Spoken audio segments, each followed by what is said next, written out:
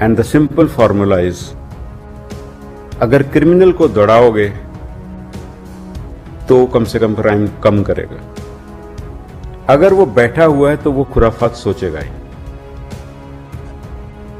सो अगर आप नहीं दौड़ाएंगे तो वो आपको दौड़ाएगा। बिहार के नए डीजीपी राजवेंद्र सिंह भट्टी ने पद ग्रहण कर चुके हैं और पद ग्रहण करने के तुरंत बाद उन्होंने एक आदेश जारी किया है।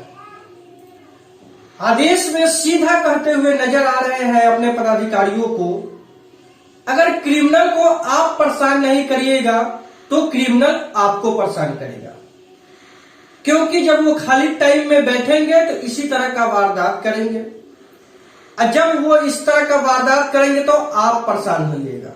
तो आप सोच लीजिए कि आपको परेशान होना है कि आप उस क्रिमिनल को परेशान करिएगा।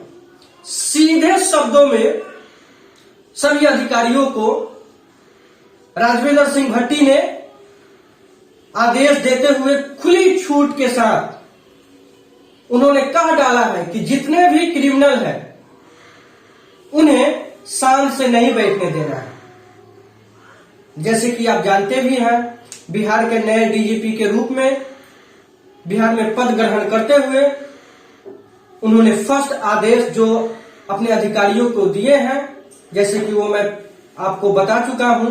इसी तरह का खबर जानने के लिए हमारे DN दबंग न्यूज को सब्सक्राइब करें।